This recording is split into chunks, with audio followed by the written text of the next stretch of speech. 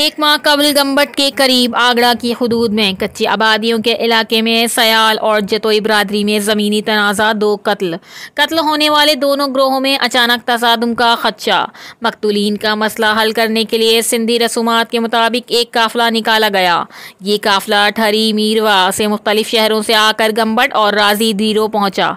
Advocate समाजी worker Raza Shar, Raees Shafqat Khan Mahesar, advocate Sardar Amjad Khan, functional league Sindh के सरबराह निसार अहमद, सिकंदर अली, सिंध मल्ला फॉर्म सरबराह Aftab Mirani, educationist, social activist, सहाफ़ी, न्यूज़ कास्टर, औरतों के हकूक़ तहफ़्फ़ुज़ के लिए कोशा शुमाइला मंगी ने रानीपुर से शिरकत की।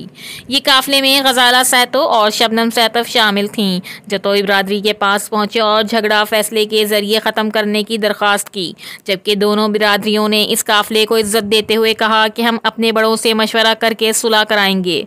Reporter Shumaila बंगी, Ranipur, CCN news.